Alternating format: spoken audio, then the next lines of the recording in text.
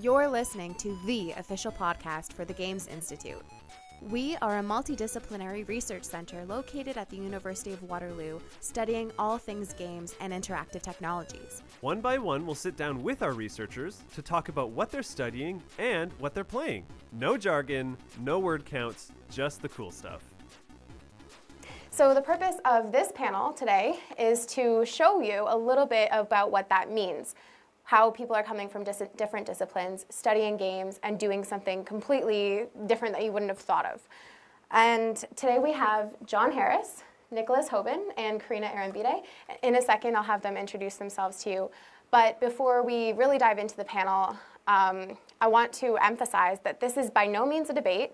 Everybody has played the same game, Horizon Zero Dawn, and they're talking about what they noticed, but in the spirit of collaborating, not debating. So John, why don't you start off by introducing yourself? Who are you, what's your program, and what do you study? Okay, hello everybody. My name is John Harris. I am a computer science PhD student wrapping up soon, very soon. And I work primarily with Dr. Mark Hancock there. My research focus is on asymmetric cooperative games, getting different kinds of people playing together and enhancing that sense of connectedness when we do play. My primary work focuses around a prototype that I've developed called Beam Around Scotty, which I won't talk about too much except to say that it has a lot of the similar technical challenges or technical mechanics that I've seen in Horizon Zero Dawn. They're both third-person action-type adventure games.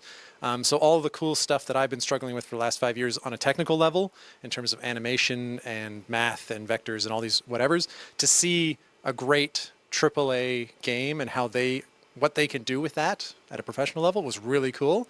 And so I probably, when I started playing Horizon Zero Dawn, probably spent like an extra 20 minutes in the very first playable cave, just looking around at the walls and seeing the way they do like refraction and the bats that jump out at you and all this whatever. And then eventually I'm like, oh, I guess they want me to go forward and like play. And then I had a great time. So that's roughly where I'm at. Hi, everybody. My name is Nicholas Hobin. I'm a PhD student in the English department here at Waterloo. I work with a first-person scholar, the GI's resident game studies publication. I study animals in video games, which is not really a thing I thought I would be able to get away with before I came to university.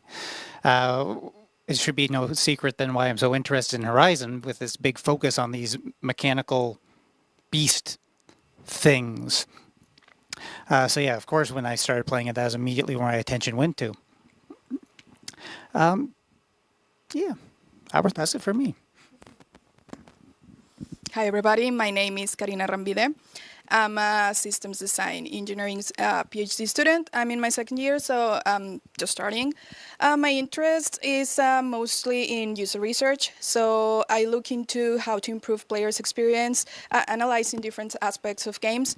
For example, in Horizon Zero Dawn, we look into game mechanics and how the user interface mixed with game mechanics. So I'm really interested in to how everything works together. So and to improve players' experience, and I'm also interested in players' behavior.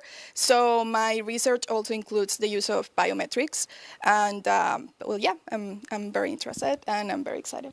Thank you. Oh, I don't need that. Okay, so now you kind of know who they are. So for the rest of the panel, we're going to start off with a 5-minute flash round. Basically, they have 5 minutes to talk about their general impressions on the game. And then I'm going to go into a few more specific questions for them. And around the end, around 3:30 or so, we're going to defer to the audience and open it up for your questions. So if you haven't played Horizon Zero Dawn, don't worry. We're going to make it more in the context of game studies overall, but also in the audience question period, you can pose any type of question that you want about game studies and what you hear today. And for those of you who haven't played Horizon Zero Dawn, or if you're not familiar with it, first of all, go play it. It's awesome.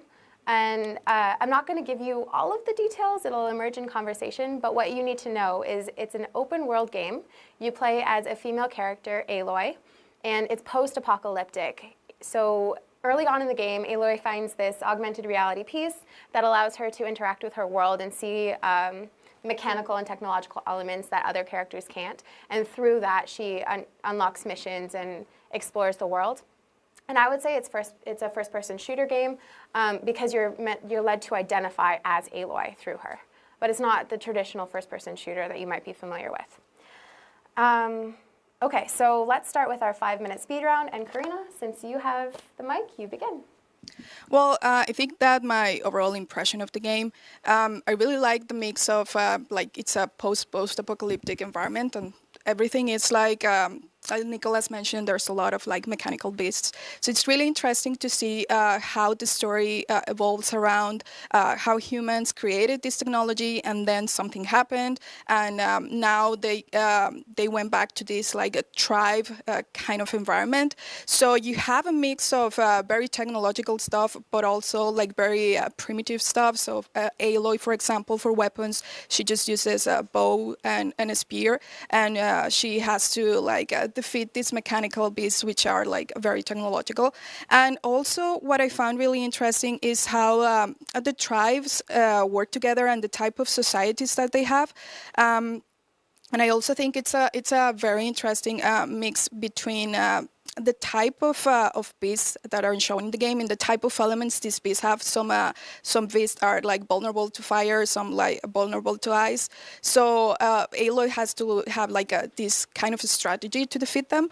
And the way that you can use weapons and the way you can craft different items for your game is also very interesting.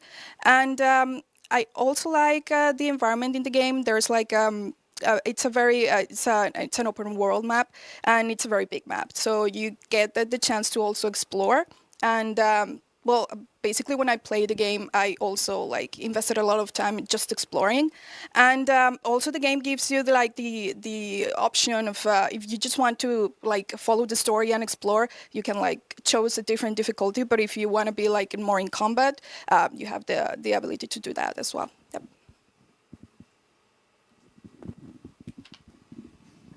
Oh, hello, everybody. So I'm going to keep you all enthralled for a moment or two by talking about posthumanism, which I know is everybody's favorite subject. I feel to understand where I'm coming from about the game, I do kind of want to give a little bit of background as to what I'm studying, which is animal studies in particular.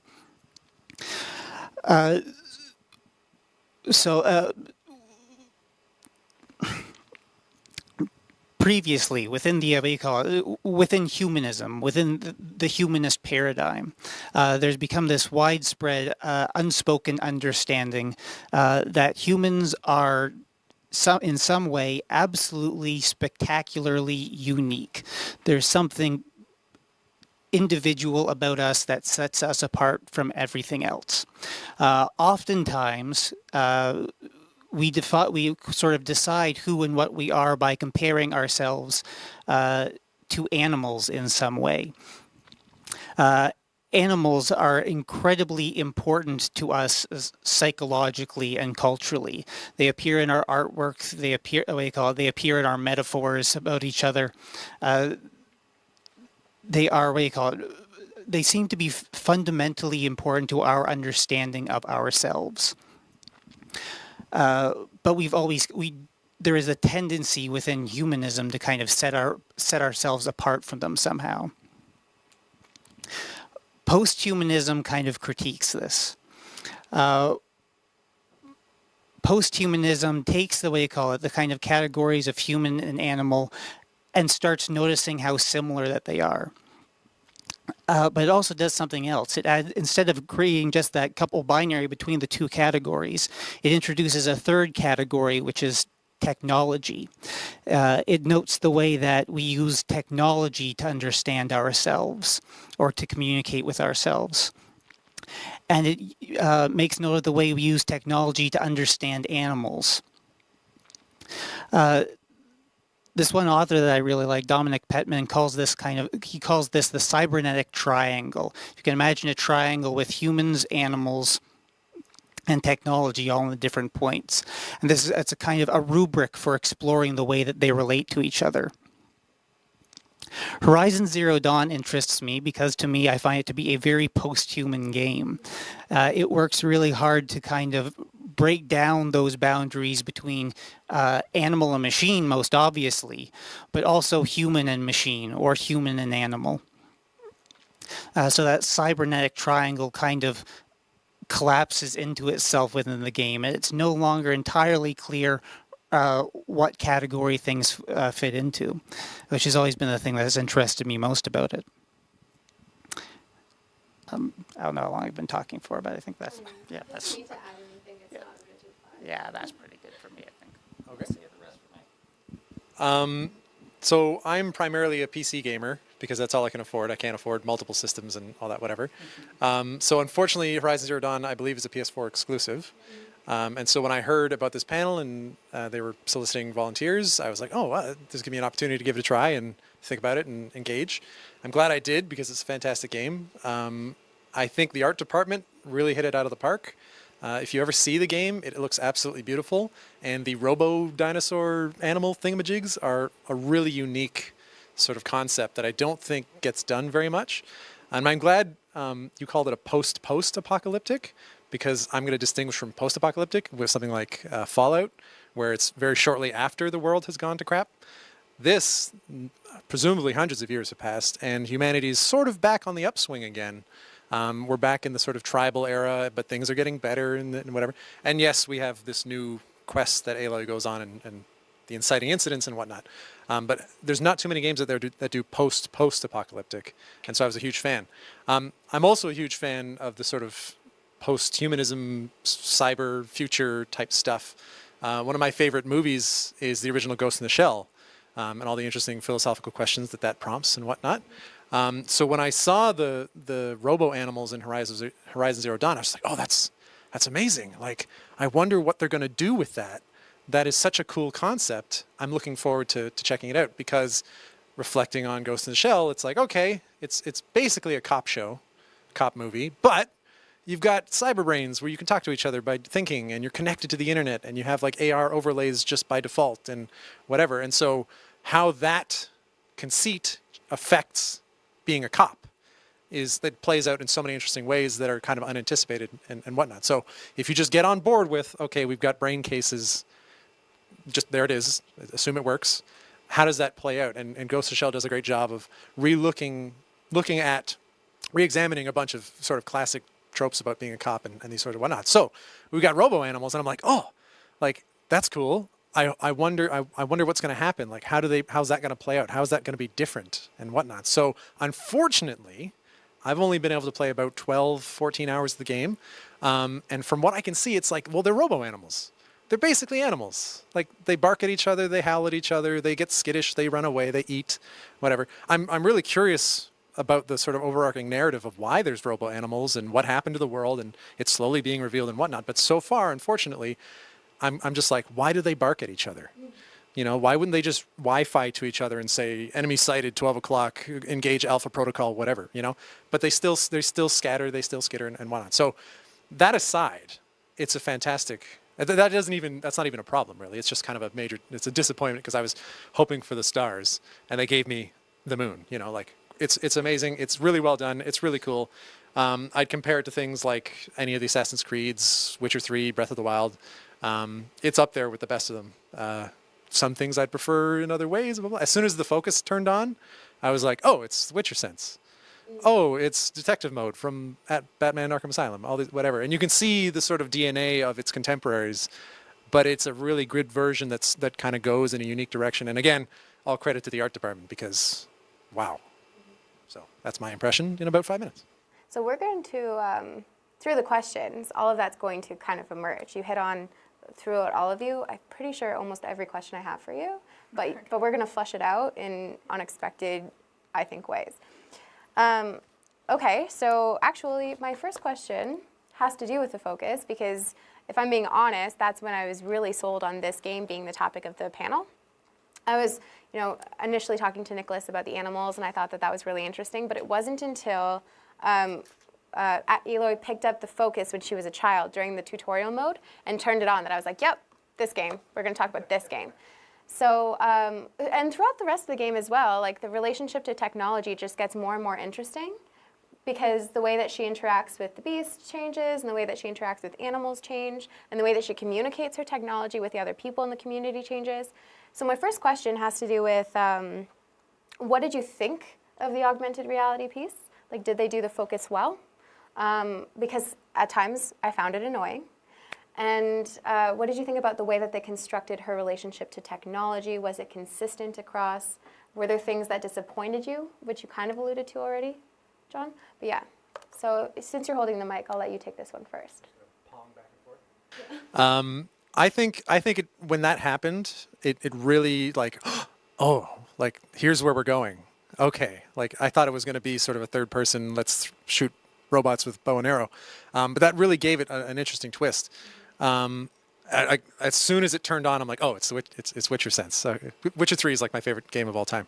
But that doesn't make it a bad thing because there's so much more information that we need to convey, and both to the player and to Aloy, who are synonymous with each other, sort of. There was a moment shortly after where Rost, your adoptive guardian character, who's raising and training Aloy as she's a child, is sort of like annoyed at you for spending so much time with it. Like she's sitting there kicking her feet as a child, being like, she's like waving her hands, dealing with the AR holograms and whatever, but Rost can't see that. So it kind of looks odd. But presumably it's been many days and many weeks, and so Rost is just sort of on board with this toy that she's found. He initially tries to take it from you because it's forbidden, according to native customs for the tribe. But there's a moment right there where he says, okay, enough of this playing around, we're going to go do some hunting training. And he holds a bow out that interrupts the hologram and gets in Aloy's face. And it throws the word bow on top, like B-O-W, as if it's identified what this thing is and it's labeled it and done the AR type thing. I think Aloy sort of stops and says, bow? Like as if she's reading it somehow. And I'm thinking to myself, does the tribe know English? Like script? Or is somehow the focus teaching her? Or is she just intuiting it because she's a kid who's spending a lot of time with this interface and just coming to understand through example, bow? Oh, and there's a bow. A tree? And there's a tree. And then she could like teach herself English or something like that. I thought that was like super fascinating. I don't think it's gone anywhere. She just seems to like intuitively, she's just on it. And for the rest of the game, she's just like super pro at using this thing. She's not super pro immediately, but she's slowly figuring it out, and you can hear the sort of narrative voiceover where she's like, oh, it's showing me their internal parts. Oh, it's showing me their paths. And she's learning as she goes, which is, I thought, like super cool to have this. What is it powered by? Who knows? A mega device. So you've played 12 to 14 hours of it. I went a little bit I didn't play 12 to 14 hours, but I watched the videos and saw the spoilers. And I'm wondering if anybody else knows about where the focus came from and where like the technology. Yeah? Beyond the fact that it was found in a tomb full of corpses. Well, because at some point, we're going to have to do spoilers. At some point, you do find out the relationship to technology. I mean, I think when she finishes the proving, you find out that the All-Mother is actually like this technological thing that is just a computer. And so that kind of makes it really interesting how they worship this thing that they don't really understand, and yet we as players know that, oh, this is probably AI. I'm actually in a weird position on that question because back when it came out and it looked amazing, I was so jealous that I couldn't play it. I actually spoiled it for myself by like looking at the Wikipedia synopsis of the plot. So I know vaguely, if I can recall from years back, where it goes, but it's sort of getting muddled in my current memory of like, have I seen that in the game yet or not? So I'll wait for the official spoiler tag, but I think I understand what caused the apocalypse and such. So what do you call it? Okay, so the spoiler is that what do you call it? The focus is basically a cell phone. Is actually what it turns out to be. The old ones, as Aloy's tribe called them, what do you call it? Were us basically, except a lot more us and a little bit in our future, where we're a lot more technically, logically advanced and a lot more interconnected. I won't spoil it in too much detail, but everything went downhill. Apocalypse happened people recovered from it. And yeah, the focus when she picks it up, it is basically a cell phone. This is just a little device that allows her to interface with what do you call it, all of these other strange technologies left behind by this ancient civilization. I was talking earlier about like the collapse of all these different boundaries, and I think the focus is in one, and the way that the game deals with it is one way that kind of starts poking holes in the human technology kind of thing. The focus Aloy picks it up very early in the game, and it is, how do you call it, quintessential to the player's experience of playing as Aloy. Like you learn how to use the focus very shortly after learning how to move your character around and open doors. So it is a very essential ability before learning how to fight. When you pick it up, when she figures out how to use it, one of the first things that happens is that the way you call she suddenly, all these displays, virtual VR displays around these ancient broken computers around here become visible and just remain quietly visible to her the rest of the game. So it's quietly mediating how she interacts with the world through the entire gameplay. She's only without it for, a couple of minutes of gameplay, I think, from then on. And her reaction to being without it immediately is to panic. Yeah, she's very dependent on it. Yeah, there's. I don't know that they did as much with this as perhaps they could have, but the game in a number of ways touches upon a bunch of different anxieties people have about technology. Like it is, of course, technology going out of control that causes the apocalypse to begin with. And there's a very interesting little question about privacy that kind of is pointed at in the game, but I don't think they ever really deal with. In that it's the focus is a network device, and at a certain point in the game, Aloy realizes that people have been listening to her through this network. Are you talking about, so they're part of the Nora Braves, but then there's another tribe, the Karja, who use the many focuses to connect, and then she finds one and sees that they've been watching her and communicating that footage? Yeah, it's particularly a small sect of the Karja. Yeah, and I'm thinking there's a one character in particular also that I'm thinking of named Silence, who is kind of stands out amongst other characters in the game in that he does not treat does not treat machines and technology religiously. He reacts to it very dispassionately and analytically. And of course, he is, as far as he seems to be the most adept at using technology of anybody else in the game. And at one, and yeah, he moves through technology like a fish moves through water. There's a scene close to the end, and again, apologies, this is spoiling things a little bit. Yeah, the way you call it, Aloy's focus is actually destroyed. It breaks. It happens in a cutscene, so a cinematic thing. Before before the player is given back control of her, she's given a new focus by Silence.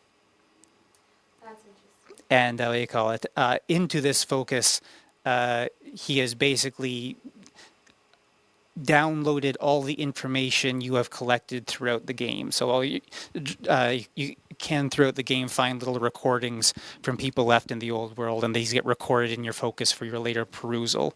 And you continue to have these without any interruption, even once your focus is destroyed. The in-game explanation being, oh, Silence has just copied them over. There's actually, it's delightfully creepy actually, because the first message that Aloy perceives shortly, just a minute or so after she, discovers the focus, she finds this this recording that somebody has left for his son. It's just like, "Happy birthday, Isaac! Daddy really loves his little man." And then what do you call it? And then later on, Silence picks up. He holds out this focus. He says, "I made sure you have everything. Happy birthday, Isaac!" And hands it. It's just like, he's read everything that I have. It's just like, ugh.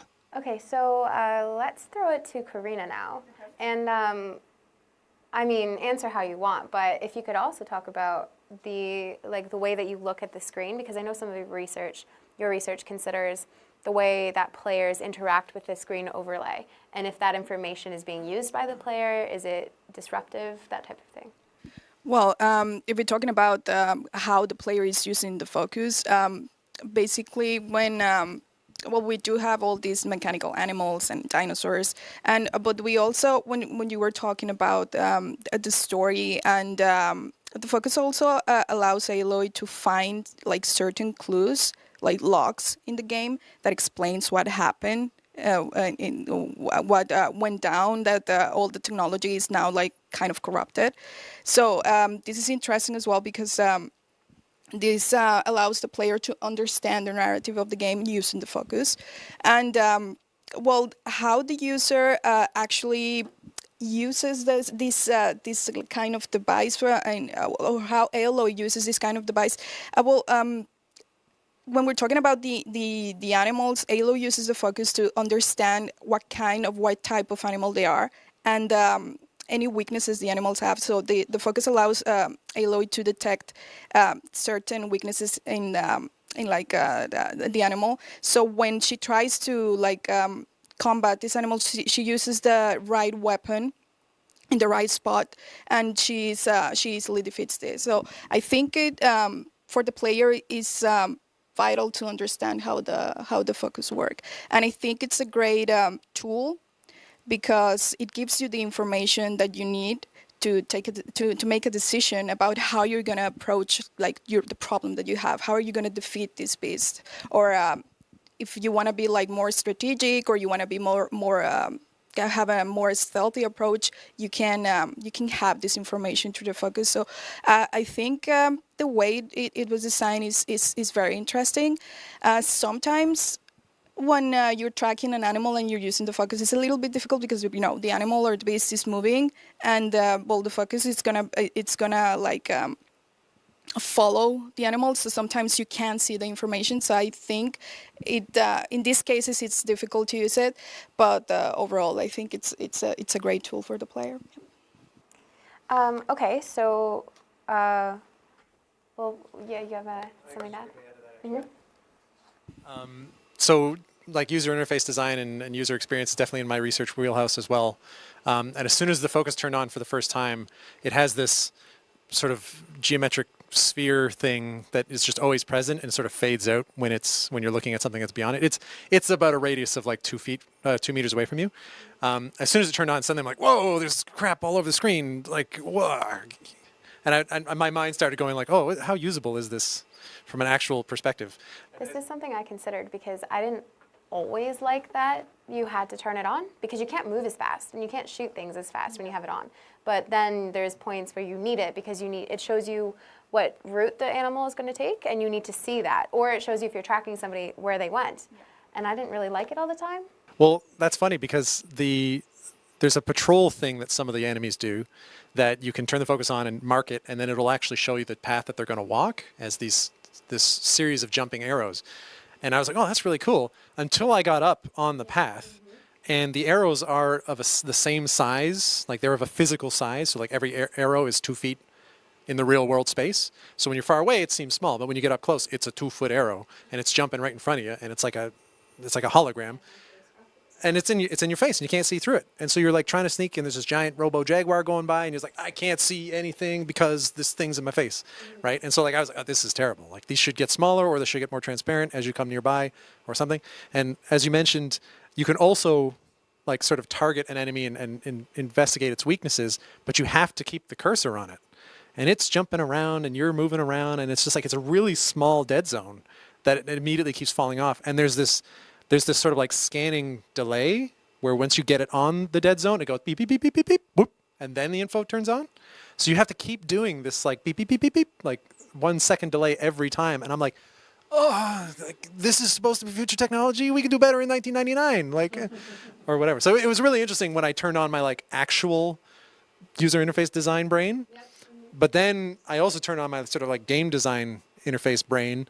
And one of the things, as soon as you get it, one of the first things you notice is there's a locked door and there's this mechanism through a wall that you're supposed to activate in order to deal with the door. And that's like the only thing that's highlighted, you know? So from a game design perspective, you don't want to lose all the players in this new place you've never been with this new interface you've never seen.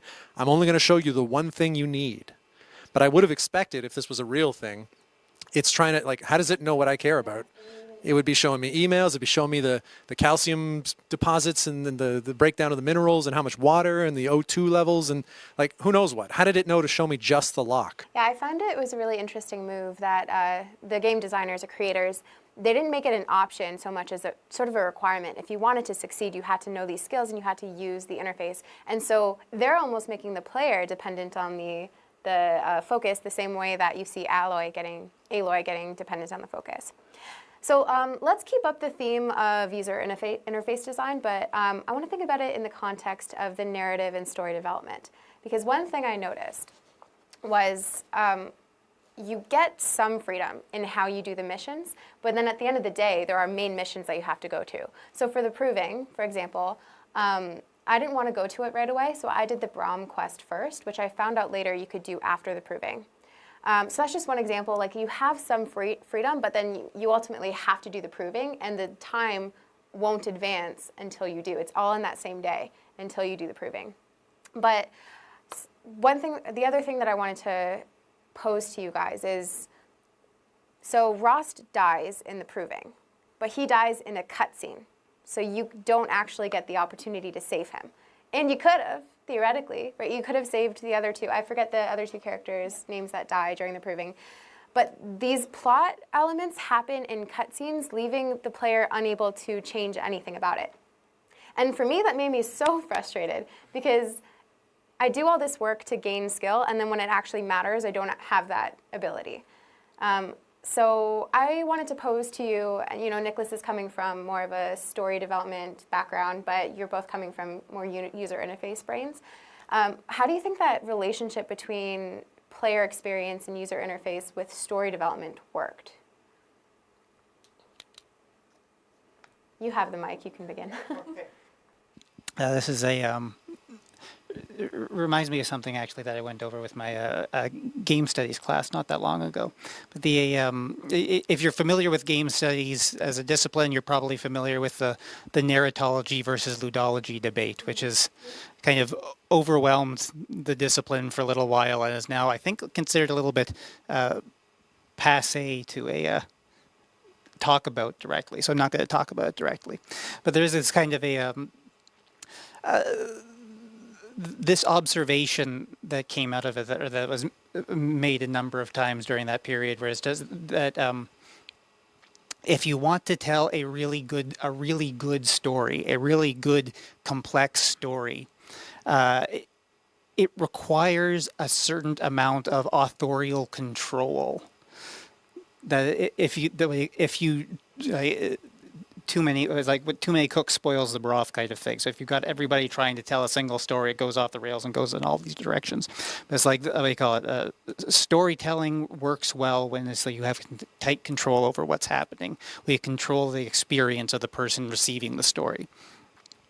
This kind of does not always jive well with the pleasure of interactivity that games are known for. It's the pleasure of games is that we can control what's happening on the screen. We can control what's happening to our characters and our avatars. So the kind of the structure you described there, I think, kind of it's kind of an interesting way of trying to balance those two pressures: the need for the player to control things, or the desire for the player to control things, and the desire for the storyteller to control things. I've seen this pointed out in other games too that have been known for, have been cited as good examples of world building. And what they will do is the story will give the player lots of control. It will give the player lots of options in terms of what direction they can travel in and what they can do there. But then it will also lead them through, I guess we'll say, narrative choke points. There's like where they have to pass through this point in order to continue the story. And I suppose that's definitely true in this case with the proving, because if I had it my way, I wouldn't have gone. Yeah. But yeah. And you'll notice, you can see something similar with other open world games like Red Dead Redemption 2, let's say what you call a popular one that's out right now. Dark Souls is a much older one now, but it's I see some of you recognize it, but it's the same kind of experience. It's the same kind of experience. Dark Souls was I think was acclaimed for its world building, and it did exactly that. It gives the player the option to go into 3 or 4 different areas right off the bat. But at some point, they're all going to lead you back to this one place, and you must go through this place in order to get to the next collection of areas, at which point the choices open up to you again. Does anybody else want to jump in on this? I'll just basically agree with everything that was just said. That's eternally the challenge, and for me, who also makes my own games, it's daunting to look at the amount of content that goes into these sorts of things. And we got lots of voice acting, we got lots of characters, we got lots of locations, we got lots of cutscenes, we got lots of motion capture, and it's great. It's like watching a movie. It's why I love AAA games. The problem is, as you're describing, like, okay, I don't want to go to the proving, I don't want Ross to die.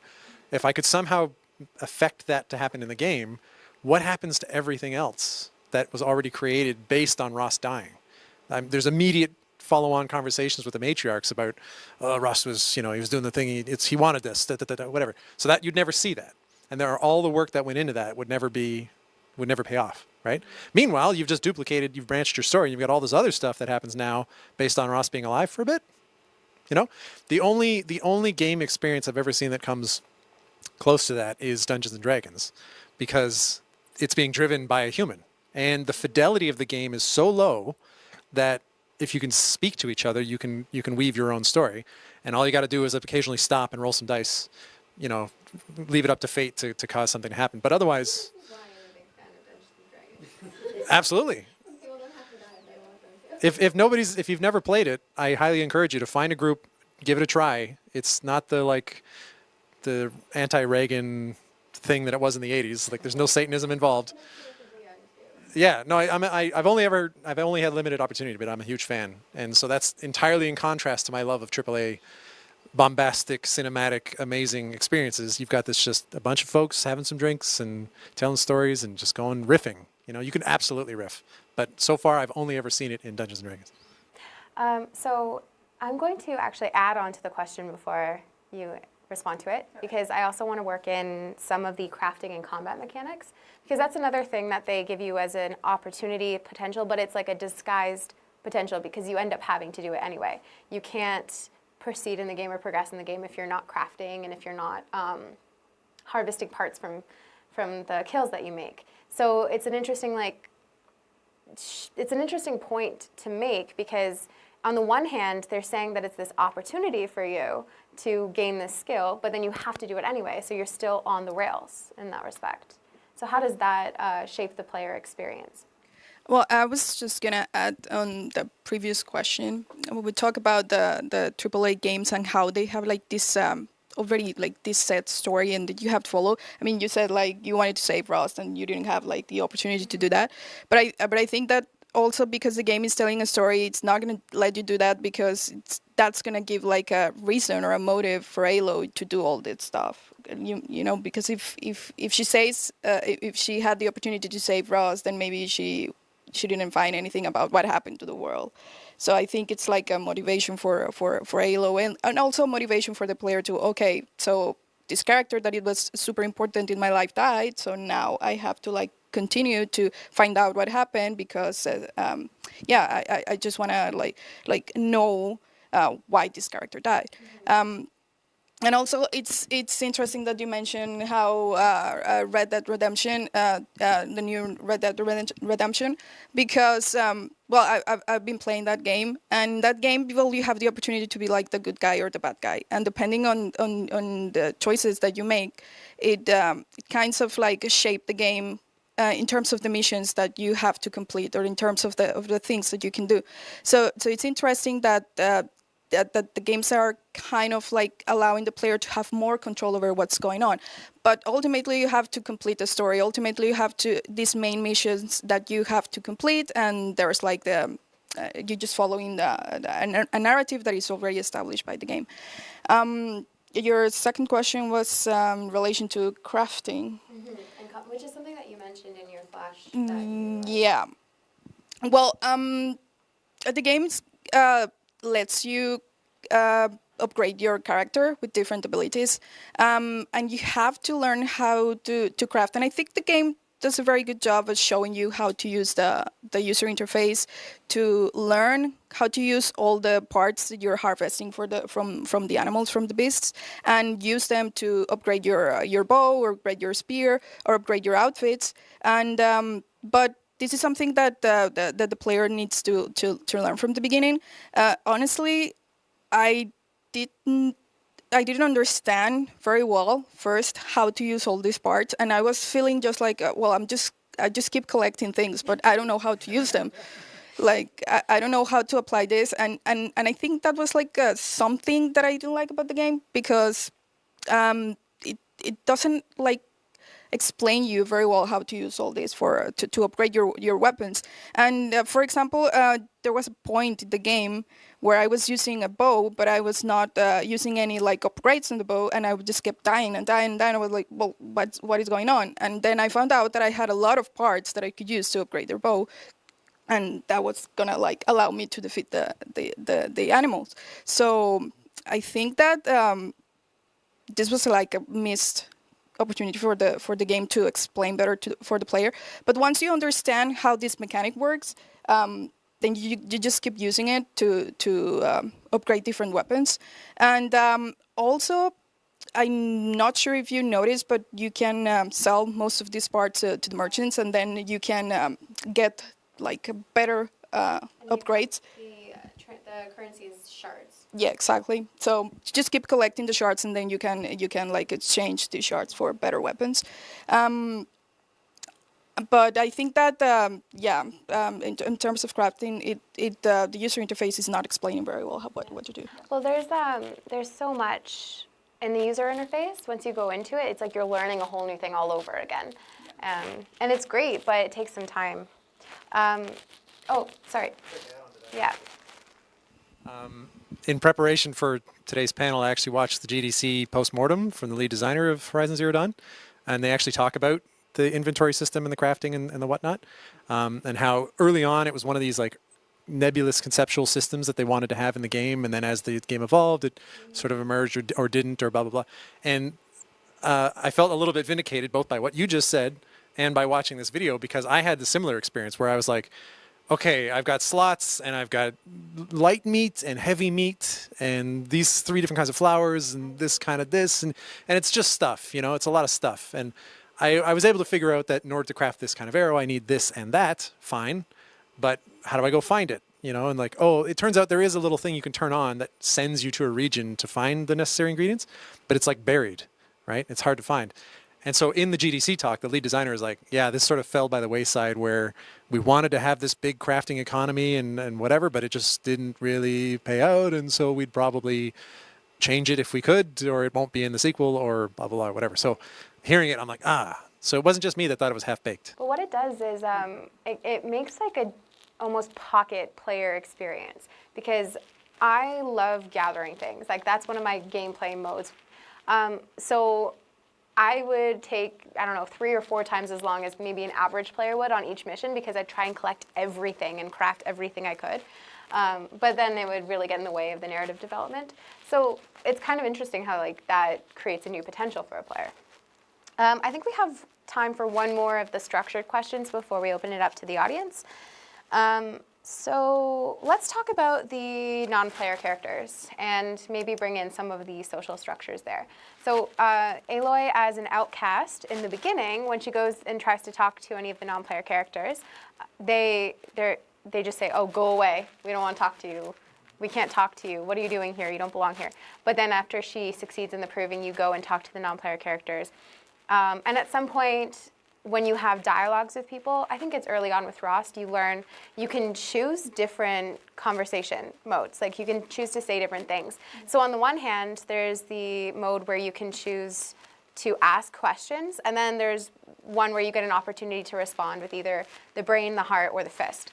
But I never figured out if that actually has an impact.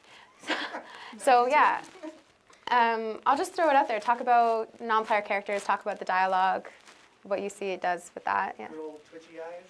Oh, yeah. Yes, please talk about that too. This is purely a technical thing, but it's the classic sort of talking head, one camera, one camera. So it's like Aloy's talking, and then it just cuts, and it's the NPC talking, then it's this. It's the same thing you've seen in like countless games.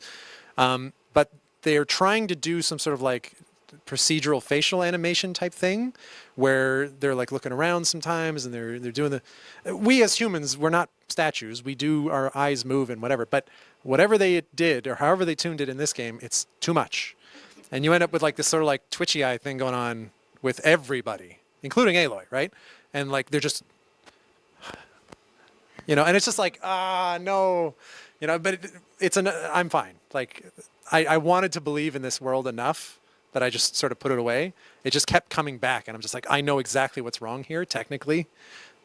Forget it. Just forget. Imagine the world. There's still images. Okay, there's still images. That said, the NPCs are beautiful.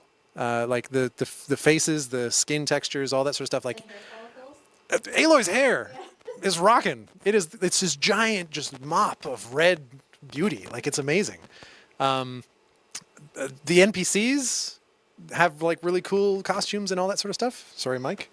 But when it came to the heart, fist, brain thing, I don't know what the payout was either.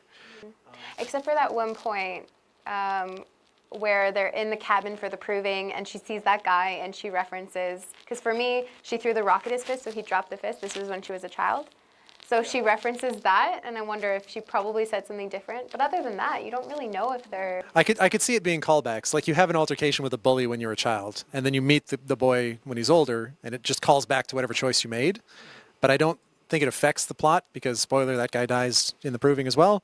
So maybe somewhere down the road, I could see like a Deus Ex Human Revolution thing where the epilogue wraps it up and says, I tried to be as intellectual as I could the whole time, or I tried to be as aggressive as I could the whole time, but and it was just like lip service to every it. time, and then somebody made me mad, and I immediately went for fist, and I went, oh, shoot. So if there is a payout in the end, I'm not getting the all heart. Yeah, so I'm not. It was never clear to me. Yeah, but then the question is, for you two, when you respond to this, is does it matter that there's no payout for the plot? Because it also maybe just improves like the feeling of control, right? Because I've already complained about the on the railsness, but then this is a moment where it's no longer on the rails. Also in the dialogue, you can opt out of continuing the conversation by just immediately saying goodbye. So yeah, Nicholas, you want to jump in on this?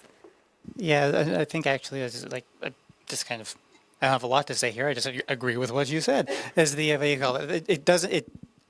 I pretty much finished the game. Spoiler alert, I don't think it has any impact on the gameplay or the conclusions, what options you pick. So it's not a ludic thing, this choice you have. It's helpful in that, what do you call it? It facilitates the player's identification with Aloy. Because as Aloy kind of has you are playing as Aloy, but she also has kind of a personality of her own. And so as you're playing, you're also forming interpretations of what she's doing and why she's doing it. So you can see how she reacts. You might not be able to see how she feels about things and why she's reacting in that way.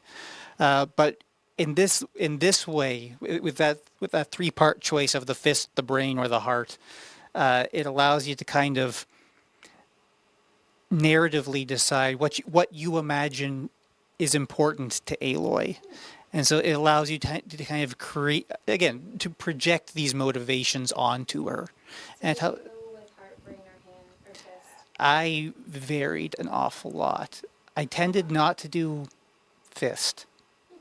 The way I at first, what do you call it? I always went with the brain option because I'm a fan of like trickster characters in stories, and so I kind of liked imagining Aloy was that kind of person.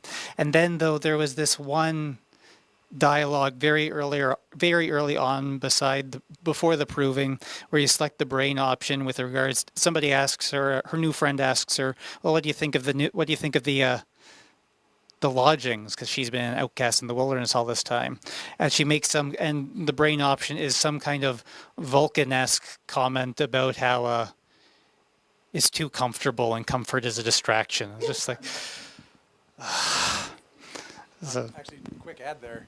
I hadn't really thought about it because I just sort of viewed it as a tacked on Paragon Renegade sort of thing. Like, this is what AAA games do now. But the idea that it's allowing you to project what you want her to be, even though it doesn't have an impact, I think is actually great, because I can think back to experience I had playing like Witcher 3 with my wife, who's a big Zelda Witcher fan, where you'd have a dialogue choice, but they were just the words.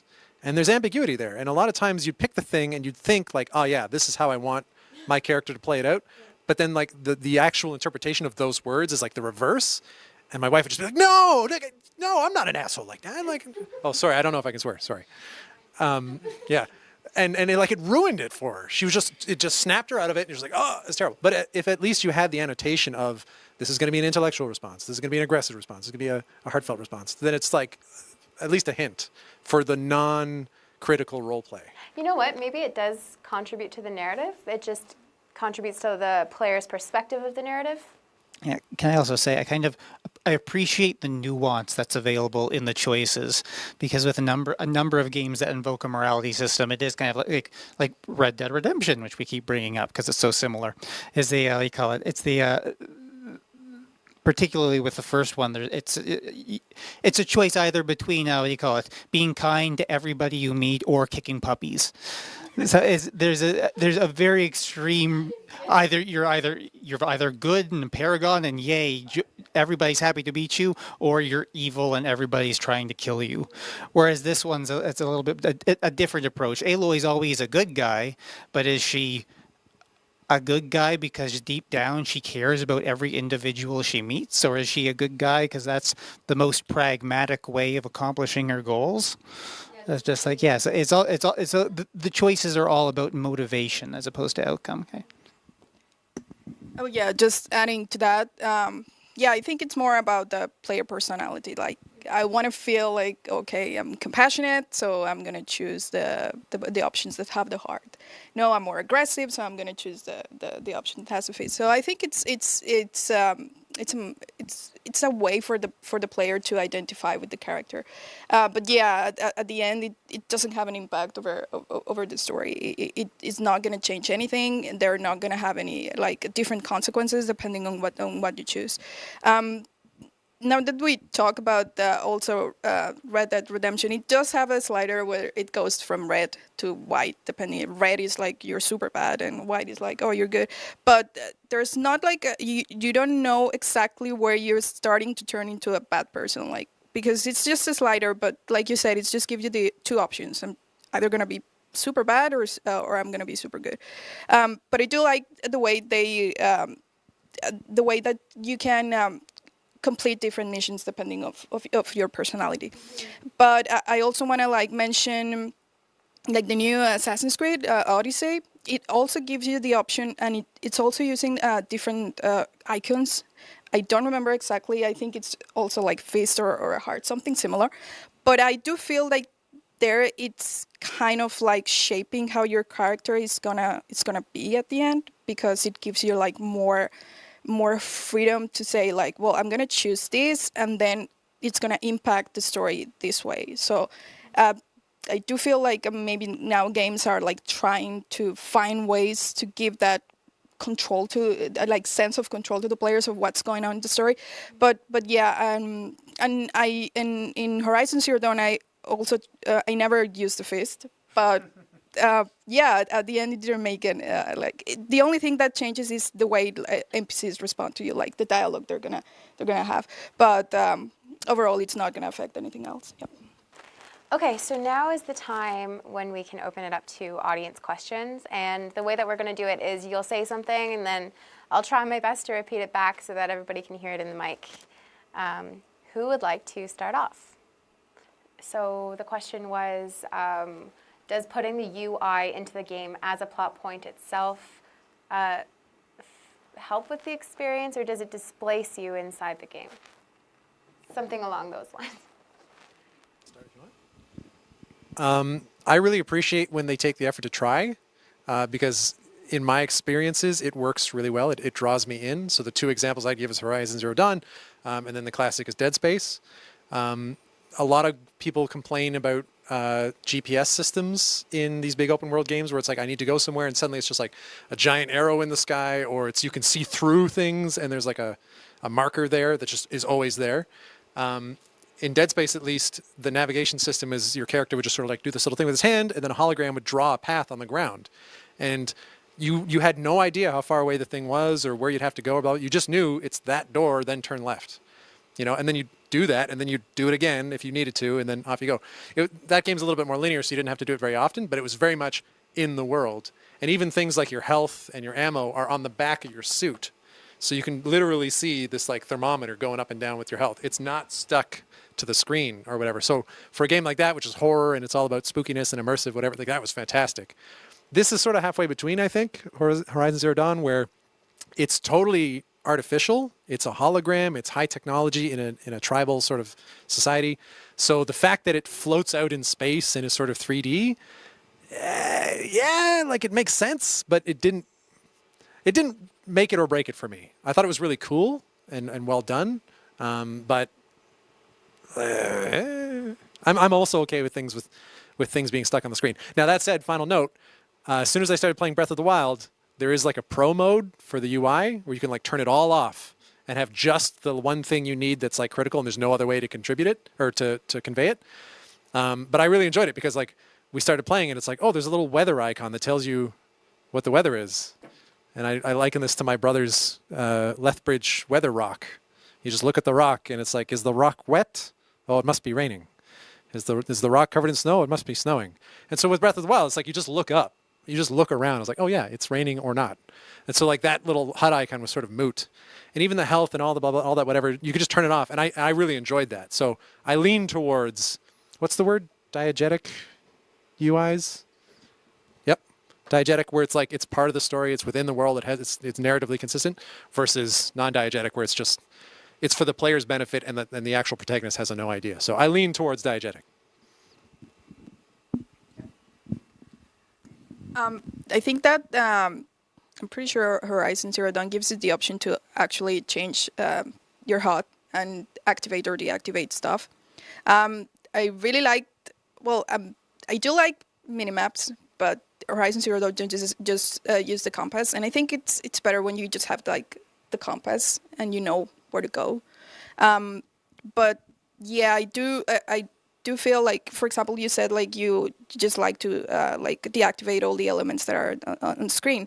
But that will depend on each player. But Horizon Zero Dawn give you that option, but I do prefer something more like I don't know, more immersive. I mean, the focus helps you, and but I don't think that for me it was kind of at the beginning it was kind of difficult to use it, and for example, when I wanted to go to a quest, it showed like oh, this is where you have to go, and it showed like an indicator, and at first when I played again first, I wasn't sure if there were like the number of steps, or it was after an update that they made on the game that it was showing the number of steps.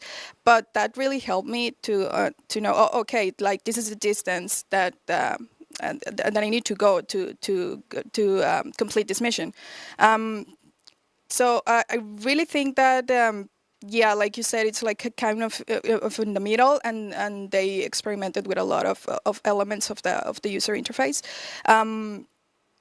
But one of the things that I struggled more with was when you were changing with the D-pad the item that you wanted to show. It was very difficult for me. It was very confusing, and I didn't like that. But the wheel that you use for choosing the weapons was also I think it was confusing because some of the stuff was like blurred, but then if you move the cursor over that item, that specific item, it was active, so that was kind of confusing too.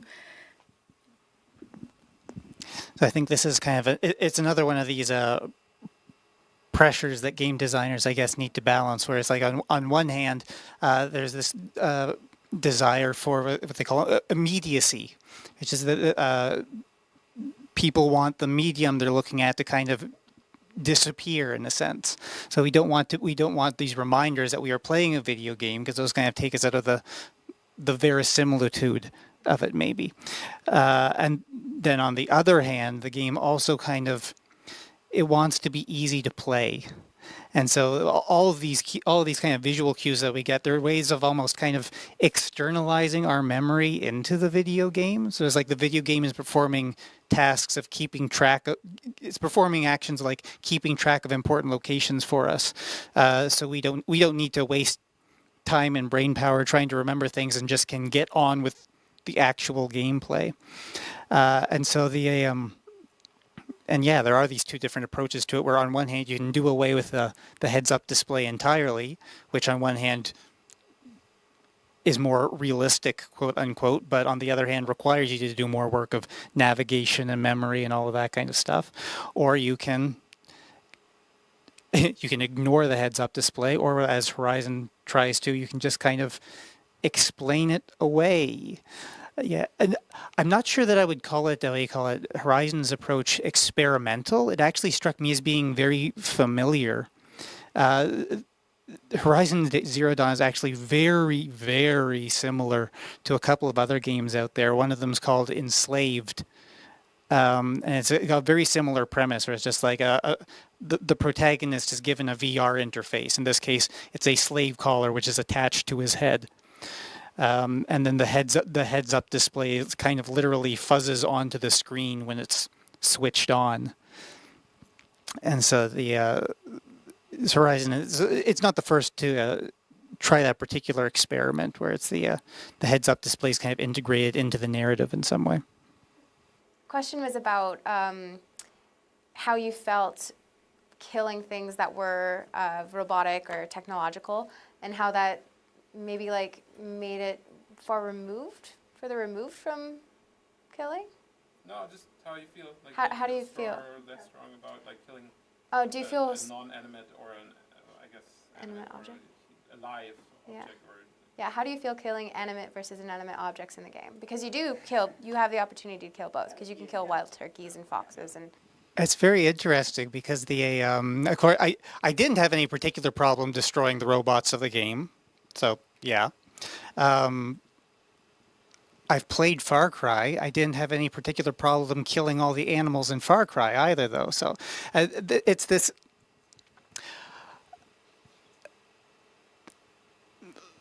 Oh, there's a lot to unpack in this idea, just a little bit. I think, to me personally, the fact that they were machines and not biological, quote unquote, animals didn't actually make all that much of a difference. And there's kind of two reasons for that. And this is part of that whole collapsing of the cybernetic triangle, actually. The first of which is that as I think you pointed out actually in a previous conversation with me, the machines in this game aren't actually machines in the sense that we would recognize them. They don't do machine things, they do animal things. They make noises to each other, and they communicate vocally, and they act surprised when they've seen you. So they act actually very, very similarly to animals that you'll see in other games. They just look different. So the main thing that the differences between these machines and real, I don't know if I should be calling them that, but real animals is mostly just superficial. And the other thing why it doesn't make too much of a difference to me is that even in games in which does not feature machine animals, which features biological animals, the game still kind of pushes the player, typically speaking, towards thinking of the animals as machines. or towards thinking of them as resources or tools. I'm going to go back actually to the Red Dead example. We're kind of missing some context here, but Red Dead Redemption is a cowboy game. It is basically a love letter to the Western genre. And so, of course, there's plenty of animals in it. There's horses. There's what you call it, bears and things, and you can hunt. There's challenges in the game, which are kind of interesting. So one of the challenges within the game is to find a bear and kill it with a hunting knife. Now, I want everybody to take a good look at me here and imagine how that would play out in real life. Yeah, it would be something you could probably stick on YouTube, but I don't think I would enjoy it myself all that much. But I can do it in the game because in the game it's not actually a bear, it's an AI with a small set of moves it can deploy. It will attack my character under certain circumstances. It will move this way at this speed and other circumstances. So beating the bear and completing this challenge is a matter of knowing the mechanics of the bear. To the degree that knowing my character, what moves I can deploy, what moves the bear can deploy, and understanding which of my moves can counter which of its moves.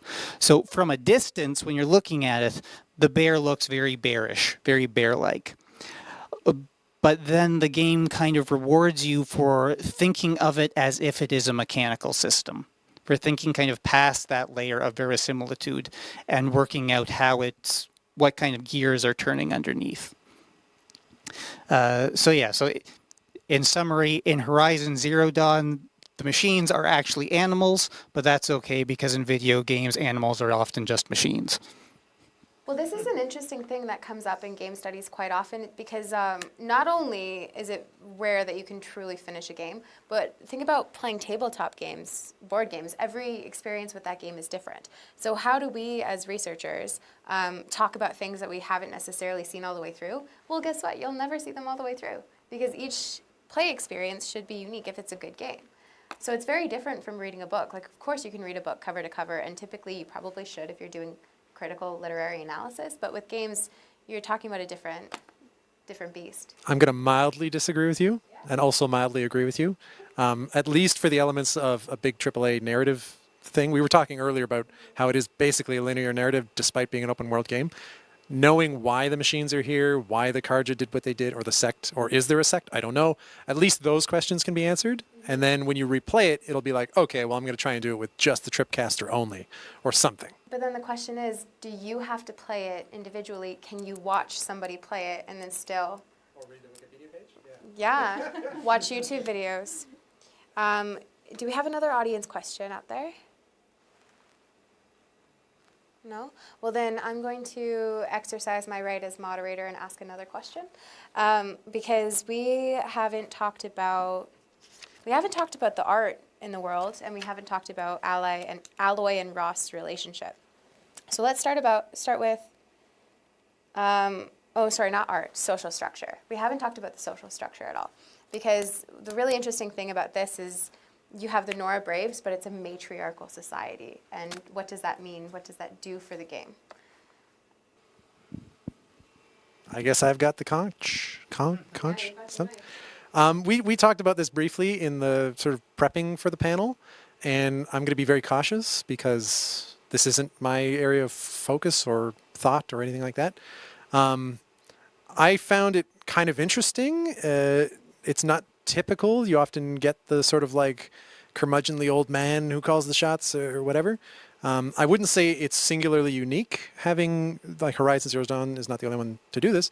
But I'll also say beyond a lot of the naming structure of the nearby geography, like Mother's Embrace and Mother's this and Mother's that, I didn't really see it play out in a way beyond this, like the window dressing of they are women. Okay, cool. Functionally, they're the leaders of the tribe. Great. Does it matter that they're women? I don't know. There is a sort of plot point which Wikipedia revealed to me where Aloy comes from and the center of the mountain, as you talked about, how it's a machine actually. They treat it like a sacred site, but it's actually a birthing pod type thing, which is where Aloy comes from. She's just born by the machine. So mother's heart, mother's womb, mother's whatever, the mountain, like, yes, there we go. We've got creation, we've got birth. Is that why? Because that was my theory, because it's a very female-sounding voice, AI voice. Yeah. So is that why it turned out to be a matriarchal rough spoiler, you are the reincarnation of one of the lead scientists that led to the machine uprising. So when there's that little hologram that shows Aloy side by side with this supposed person that everybody's hunting, that's the ancient scientist, which you are a biological clone of. And that's why the machines sometimes defer to you, because you actually have clearance, security clearance to do these sorts of things. Why you were reborn so many years later and how the machine knew to do that and birth you, and I don't know. But in terms of the matriarchs themselves, they didn't strike me as intrinsically female. They were just the leaders of the tribe. And that's neither good nor bad per se. At least for the sake of, let's switch it up already. I think it was good that they were matriarchs, but it didn't seem strictly necessary in the way it played out. There was one really gratifying moment where after Aloy, after she succeeds in the proving and she gets promoted to a seeker, she's at the wall trying to negotiate with the guy who keeps the gate closed to convince him to open it, and he's like, no, you're not allowed out. And she goes, well, Tirsa promoted me to seeker, and because she has the matriarch, this man who was guarding the gate, trying to keep her blocked, had to kind of comply. So I thought that was very gratifying. Yeah.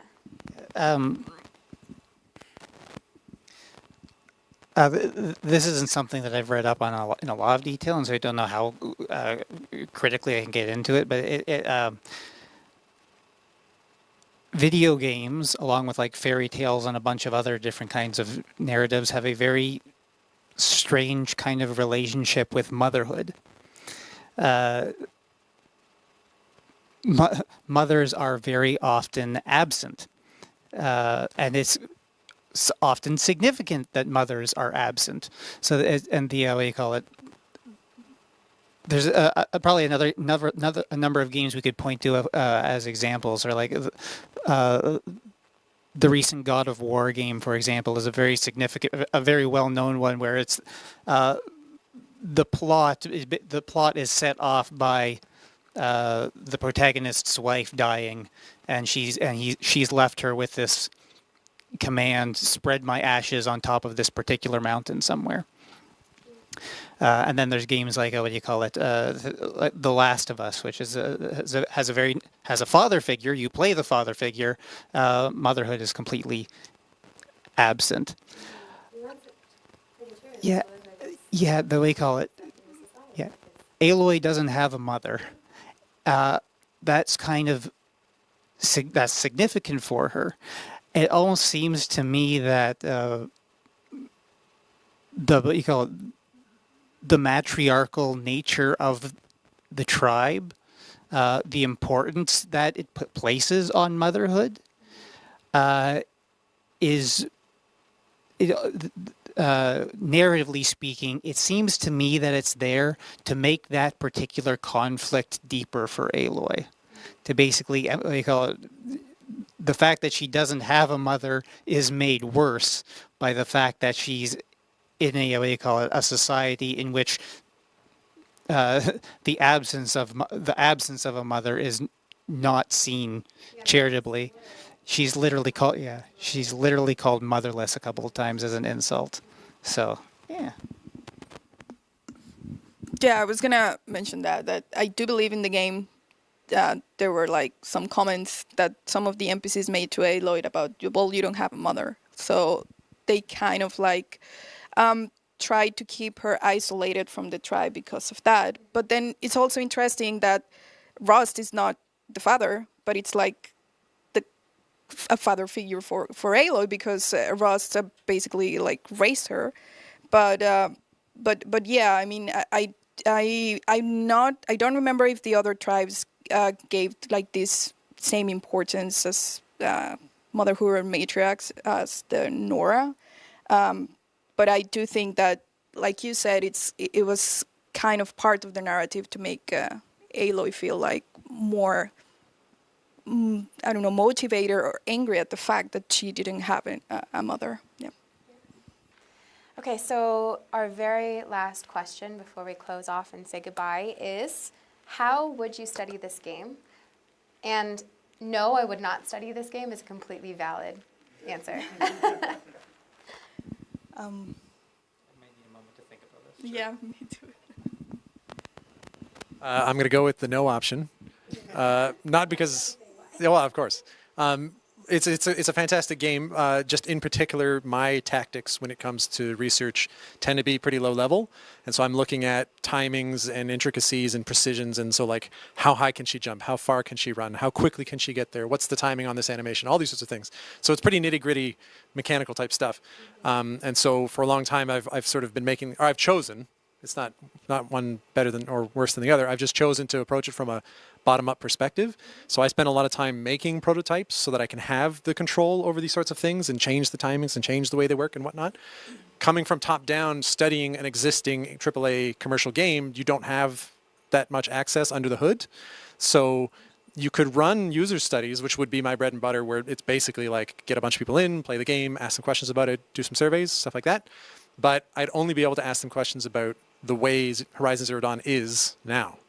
If I wanted to change it, I couldn't. And if I wanted to contrast it with a similar game, let's say an Assassin's Creed or something, I could, but then I'm throwing out all this lovely stuff about narrative and matriarchy and the art style and all this whatever. And so you end up with all these other confounds about, well, is it because people identify with Aloy, or is it because they like Egypt in Assassin's Creed Origins, right? And that sort of thing. So if I were to study it, it would be some sort of player experience study. Like I said, play it, ask questions, surveys. But I probably wouldn't start with Horizon Zero Dawn, the commercial game. I'd probably try and approximate it with some sort of prototype about whatever the mechanic is that I'm curious about, and then change it and then go from there. And so it's been a while since we said this, but John is coming from computer science. Yeah, so I'm coming from what do you call it, English and literature. I studied Shakespeare before I moved into game studies. So like, if it has a practical application, I just want to keep my hands off it, basically. When I'm looking, I would study a game like Horizon. It's right up my alley.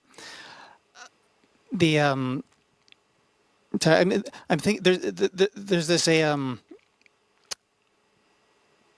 model that I know of called MDA theory, which is it kind of describes the relationships between the designer and the player of a game in terms of game design. The MDA stands for mechanics, dynamics, and aesthetics. So it says is the way they call it.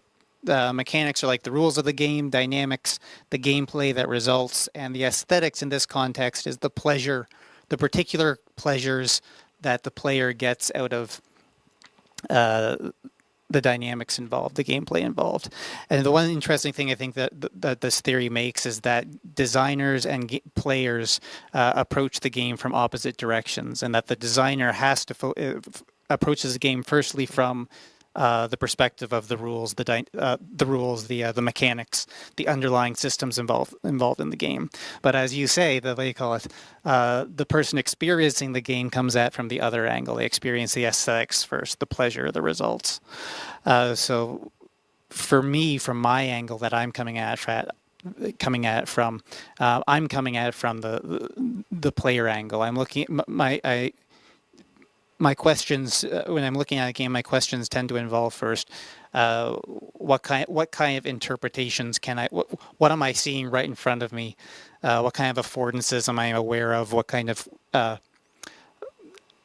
what is the game trying to communicate to me? Whether it's aware of it or not. And from there, I would look deeper into the circumstances that led to that coming about in terms of like the constraints of the game design and that kind of thing. Well, in my case, if I had to run a study, I would probably do something related either to player behavior. So taking, based on the question that Leonard made about how do they feel when they kill something that is mechanical or something that is a real animal, I would try to study the type of emotions or behaviors players are experiencing when they kill something like one of the beasts in Horizon Zero Dawn, or when they kill something more real, like in Red Dead Redemption. What is the difference, and if it's causing some kind of what kind of experience and they have. So I think it would be that, but like John said, it's a finished game, it's published game, so there are different things that you maybe can study. Could be game mechanics, could be narrative. So I guess there's a lot of options, and but it will depend on exactly what you're trying to find out about the game.